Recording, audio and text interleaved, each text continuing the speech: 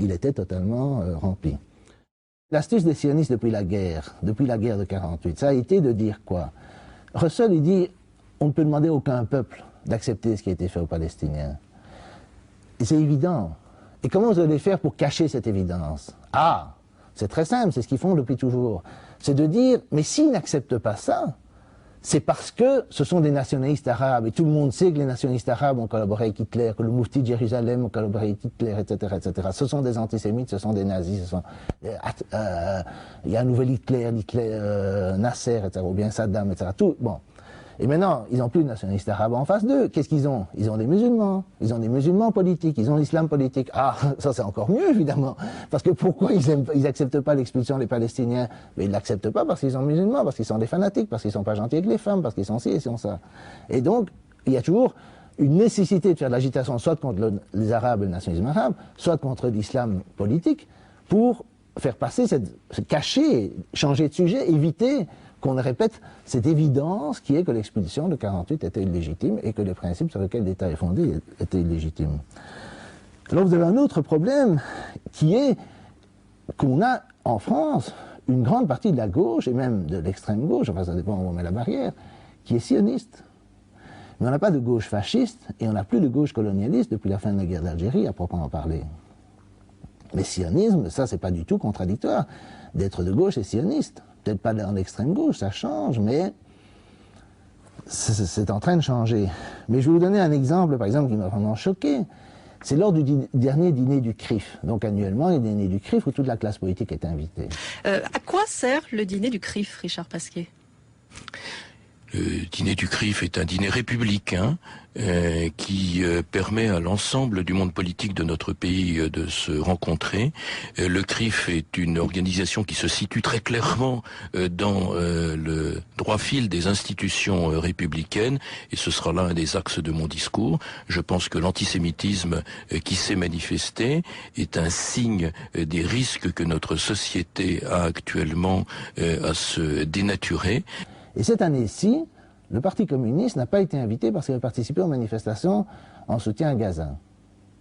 Eh bien, Marie-Georges Buffet a écrit une lettre pour protester. Alors cette année, vous n'avez pas invité le Parti communiste. Vous lui en voulez d'avoir participé aux manifestations contre Israël pendant la guerre à Gaza? Non, c'est pas d'avoir participé aux manifestations. C'est plus exactement de ne pas avoir pris en considération ce qui s'est passé pendant ces manifestations.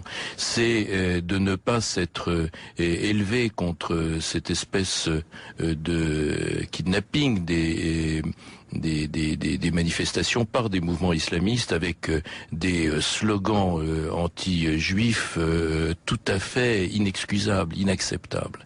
C'est cela qui fait que nous avons estimé qu'il était de notre devoir de marquer le coup de ne pas les inviter cette fois-ci. Marie-Georges Buffet indique ce matin dans Le Parisien qu'elle vous a envoyé une lettre indignée. Que vous dit-elle? Écoutez, je n'ai pas encore reçu cette lettre, donc je ne peux pas vous répondre. Et nous avions toujours eu d'excellentes relations avec Marie-Georges Buffet sur le plan personnel. J'espère que cette affaire, nous pourrons la traiter et peut-être mieux la comprendre. Mais c'est vrai que nous avons été immensément déçus par ces participations de certains politiques qui ont fait comme s'ils n'avaient rien vu, rien entendu. Oui, il y avait aussi les Verts ou la Ligue communiste révolutionnaire. Bon, si par exemple il y avait un dîner où tous les groupes parlementaires étaient invités, tous les groupes représentés à l'Assemblée, sauf le Parti communiste, elle aurait évidemment le droit de protester. Mais le dîner du CRIF n'est pas une institution républicaine jusqu'à nouvel ordre. C'est une organisation privée. Ils se sentent vexés, ils n'ont pas seulement dit « foutez-nous la paix, on n'est pas antisémites », ils se sont plaints, ils ont protesté parce qu'ils n'avaient pas été invités.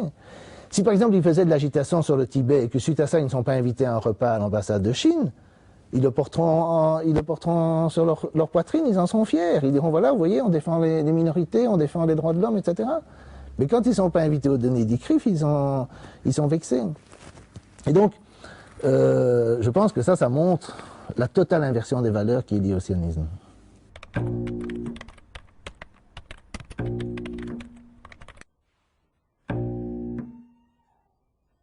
Dans le mouvement de solidarité, moi je distingue deux types de problèmes. Il y a une partie qui est majoritaire et une partie qui est minoritaire.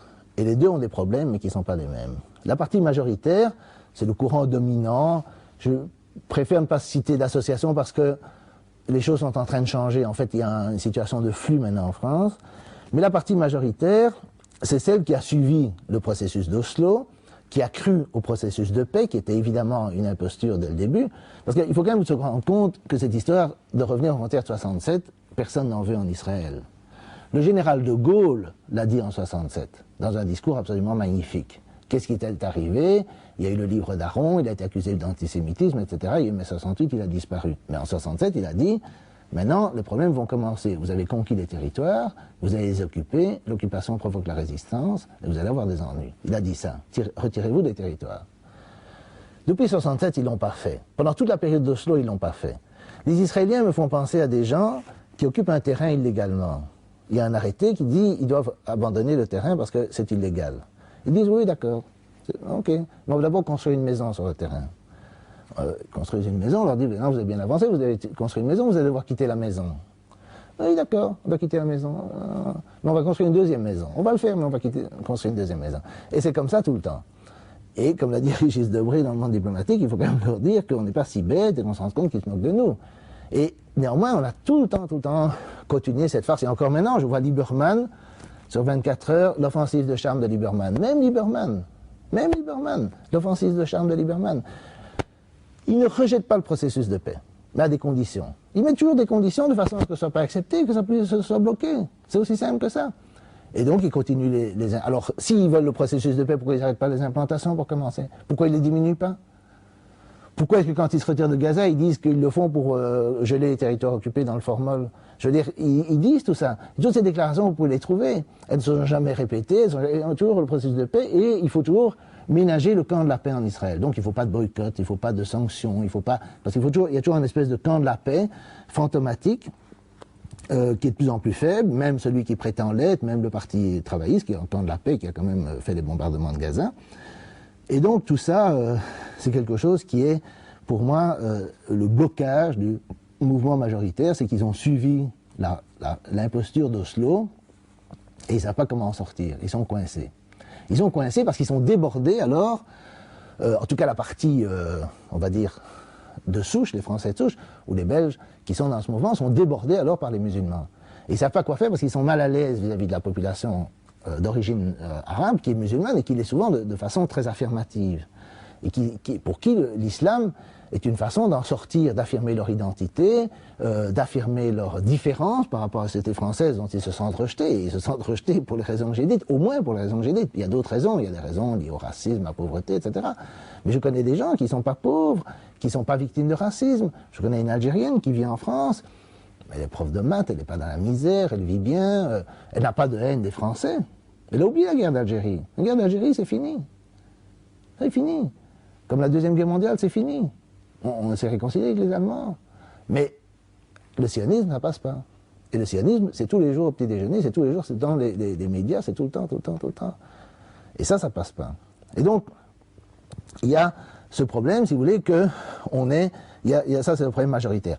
Le problème minoritaire, c'est qu'alors il y a une frange qui est radicale du mouvement de solidarité, et que je connais assez bien, mais qui alors insiste sur le fait qu'il faudrait la solidarité avec le peuple palestinien, la solidarité avec le Hamas, la solidarité avec le Hezbollah, etc., etc. Et ça, c'est des choses qui ne seront jamais majoritaires en France. Ça c'est impossible. Ou qui s'acharnent à défendre l'islam au-delà de toute raison, etc. Ce qu'il faut faire, c'est, modestement, si je peux proposer, c'est de dire, c'est de libérer, ce que je dis, libérer la parole non juive en France. C'est-à-dire libérer la parole de gens comme moi, qui ne sont ni juifs, ni musulmans, ni arabes, et leur dire, écoutez, c'est votre pays, la France, entre autres, je veux dire, avec les autres citoyens, mais je veux dire, les 80%, ou je ne sais pas quel pourcentage de Français ou d'Européens sont ni juifs, ni arabes, ou ni musulmans, vous avez le droit de dire quelque chose sur la politique étrangère de votre pays. Parce que on vit dans un discours qui est une situation qui est totalement malsaine. Où d'une part, on a une voix juive dominante, qui est celle du CRIF, grosso modo, et puis on a une voix juive dominée, qui est celle de l'Union juive française pour la paix, par exemple, de juifs comme ça.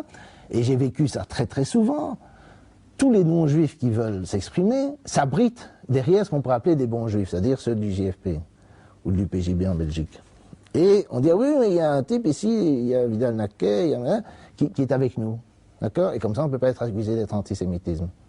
C'est comme ça que la psychologie fonctionne. Et moi, je ne suis pas d'accord avec ça. Je pense qu'il faut que les gens admettent que si on nous demande de payer les pots cassés à Gaza, alors on doit avoir le droit de dire quelque chose. Louis Michel, qui était il a dit, mais c'est nous qui payons. C'est chaque fois, on détruit, puis on répare, on repaye, puis on redétruit, puis on repaye, etc. Et on ne peut jamais rien dire. Alors, une des choses que j'ai même écrites, et que j'ai fait plusieurs fois d'intervention là-dessus, mais ça me rend pas très populaire, c'est d'en finir avec la culpabilité liée à l'Holocauste. Parce que, moi, je suis désolé, j'étais pas là. J'étais à une réunion sur la Palestine qui était pour organiser des mesures de boycott.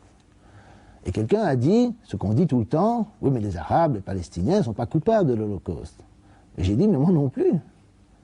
Je suis né après la guerre, comment voulez-vous que je sois coupable de ce qui s'est passé avant ma naissance?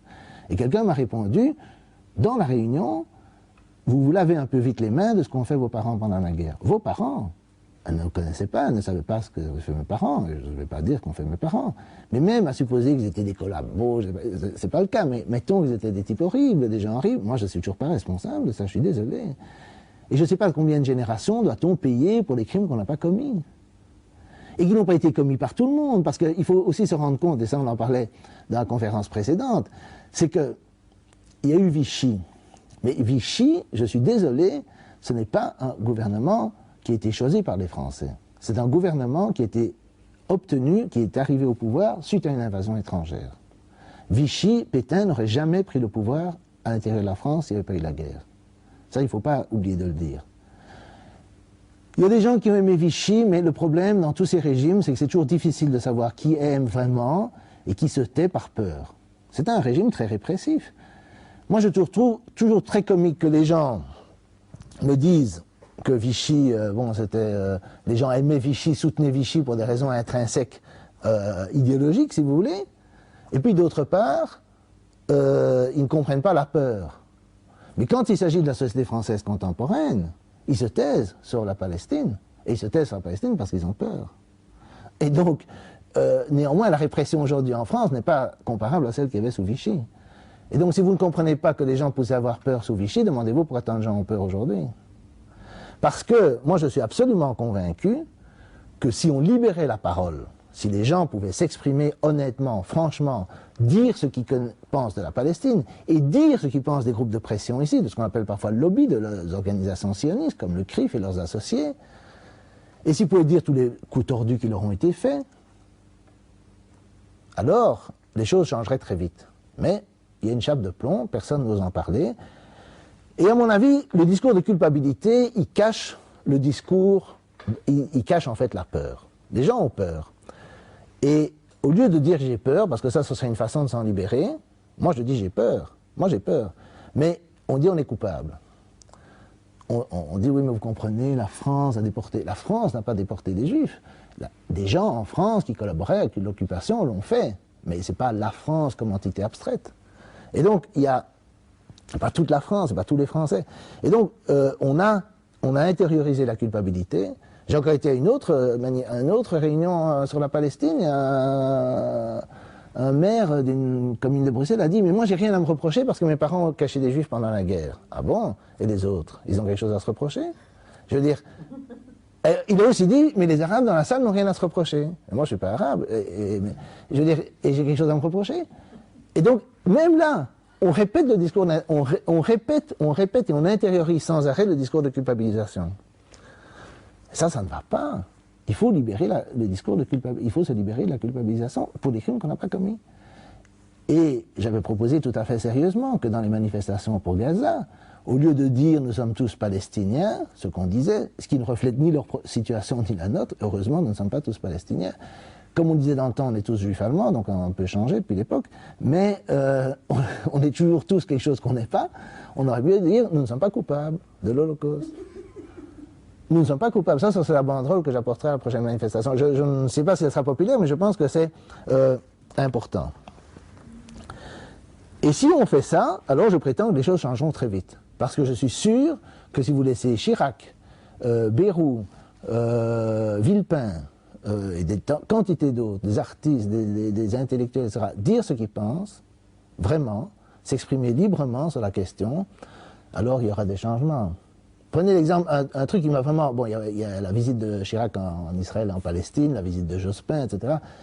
Mais il y a un truc qui m'a frappé vraiment très très fort, c'est, il y a un certain temps, quand il était encore président, Chirac a dit, vous savez, si les Iraniens ont une bombe atomique, qu'est-ce que vous voulez qu'ils en fassent? C'est un truc de dissuasion, comme la bombe atomique française. La France ne va pas attaquer la Russie, je veux dire, unilatéralement, elle serait atomisée. Et c'est la même chose avec l'Iran. L'Iran va pas, il dit, si la bombe fait 200 mètres en l'air, l'Iran disparaît, alors ils vont jamais la lancer en premier. C'est un truc de dissuasion. Il y a eu un torrent d'insultes après, il est vieux, il est sénile, il ne sait pas de quoi il parle, alors que c'était le bon sens le plus évident. Et il a été assassiné dans la presse. Et donc ça, évidemment, à partir de là, le type il comprend, c'est un homme politique. C'est pas Dieudonné, c'est pas un type qui fait le kamikaze. Et donc, tous ces gens-là, ils ont compris. Chirac change d'axe. Voilà comment le président français s'est offert les titres du Herald Tribune et du New York Times. Car les journalistes des quotidiens livrent leur expérience avec un détail de chirurgien. Ils n'en reviennent pas d'être allés 2 fois à l'Élysée dans la même semaine pour voir un Jacques Chirac du lundi qui hésite sur les noms propres et un autre du mardi avec un aplomb d'enfer. 2 personnages pour aboutir au cafouillage que l'on sait. La Maison-Blanche, habituée aux gaucheries du président Bush, a estimé que tout le monde avait droit à une seconde chance. D'autres experts se demandent comment on se laisse piéger après 40 ans de pratique.